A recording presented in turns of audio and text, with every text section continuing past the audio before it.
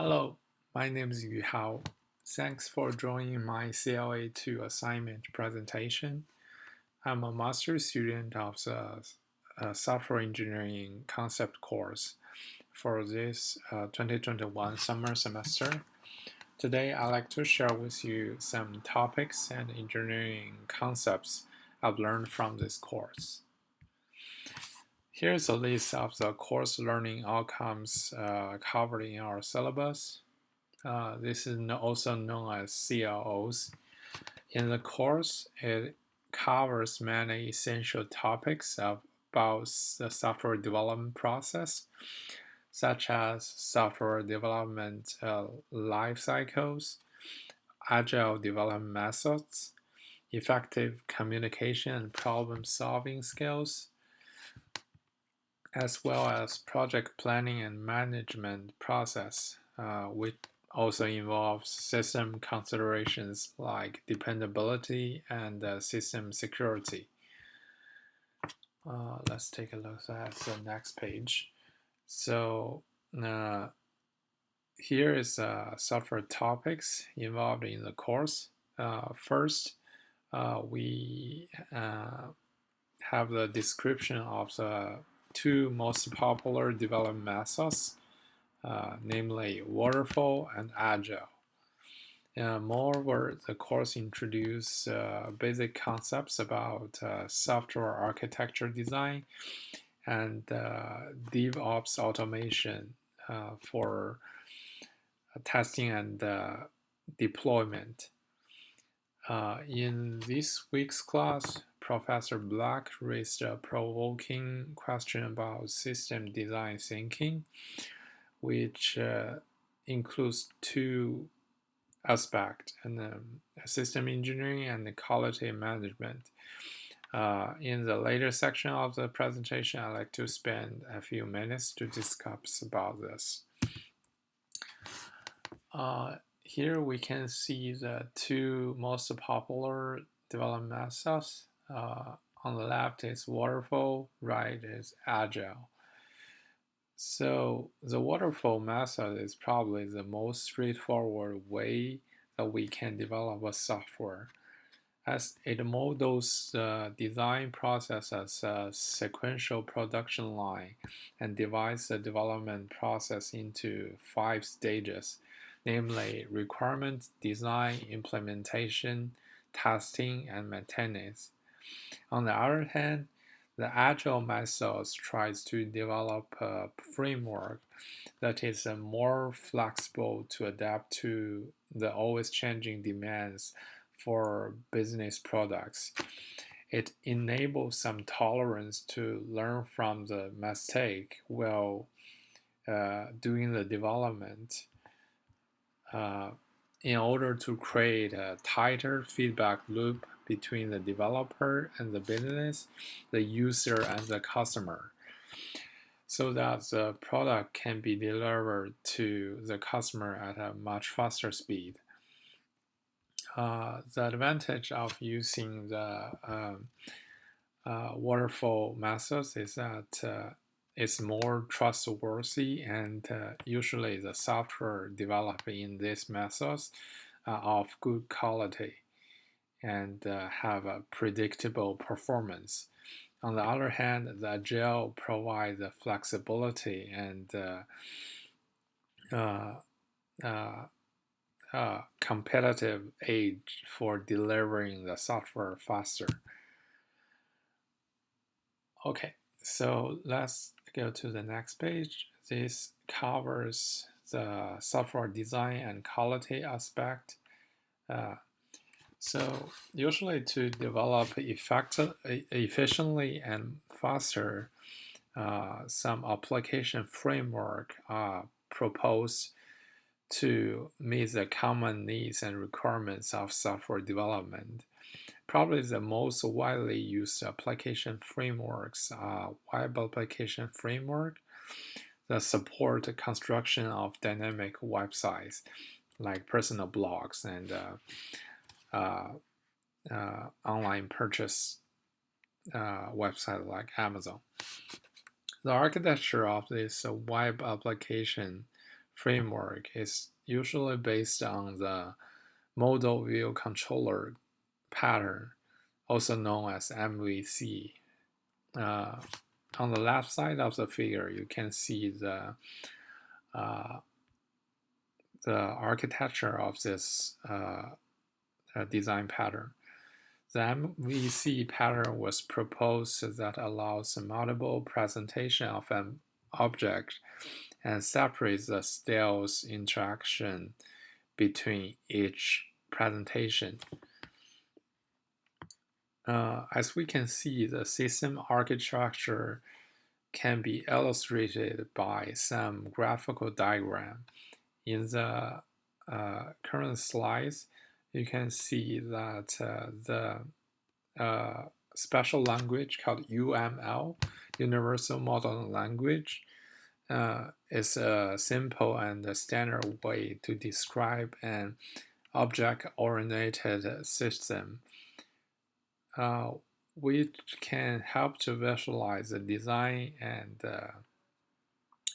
module concept of a software system.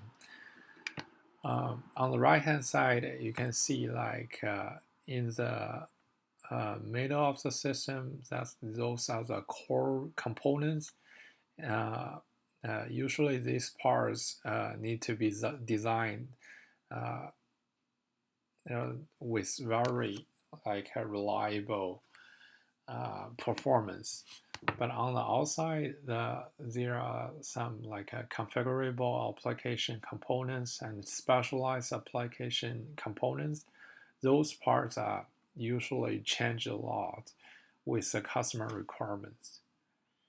That's the end of this page. Let's take a look at the task-driven methods and DevOps concepts. So DevOps is a set of methods to build automation tasks and deploy your program changes in small and frequent steps. The advantage of using this method is that it can make software iteration much faster. And one of the major components of DevOps is continuous integrity, also known as CI. In the middle of the slide, you can see there is a CI pipeline, which include build unit tests and integration tests.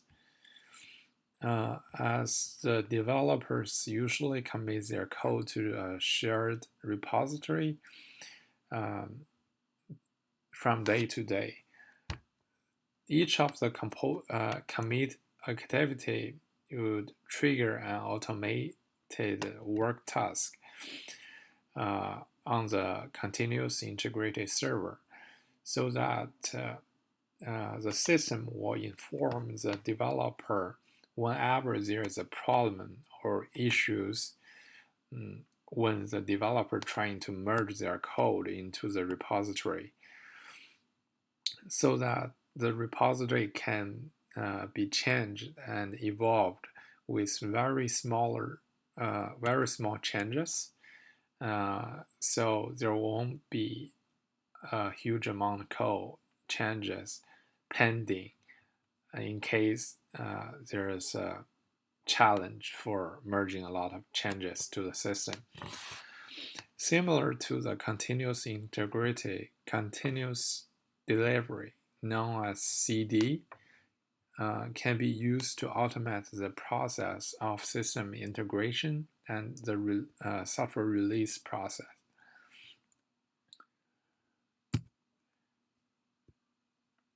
Let's talk about the system engineering.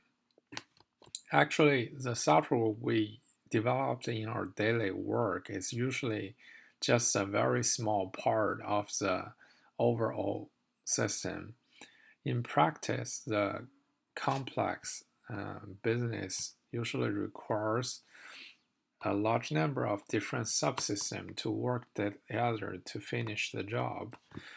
In this case, sometimes it's beneficial that we consider the entire software system as a whole set of tools so that we can analyze the bottleneck of the system and find the critical path task. If we can improve the efficiency of the critical path task, then very likely it will help to boost the overall performance of the system. Another thing we can do is try to decompose the common system modules, for example, like a database or user interface module, so that we can come up with a unified and standardized way to achieve the common task. In this way, now we only have to change the code once, and all the changes will be reflected in the other subsystem. This helps to improve the consistency and coherency of the overall system. After all the modules are designed, we need to integrate all the separate modules and try to verify that all these system or separate blocks can work well together to accomplish the system task and common goals. Quality management is another aspect of software development. It provides a standardized procedure for the system to check if the implementation and quality of the software can meet certain expectation and certain industrial standard. These could involve multiple steps, including quality planning, quality control, and quality assurance. In the picture, you can see like 7 principles of the quality management introduced from the ISO 9001 standard, which includes customer focus, leadership, engagement of people, process approach, continuous improvement, evidence-based approach, relationship management. Here is a list of recent reference material for my assignment.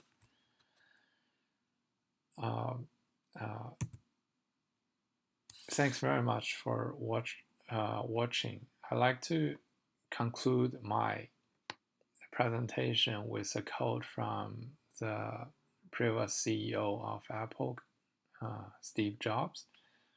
Great things in business are never done by one person. They're done by a team of people. I really appreciate the great opportunity to learn with the professor and fellow classmates this semester. And I'm looking forward to learn more concepts about software development in following semesters. Thank you and have a great rest of your day.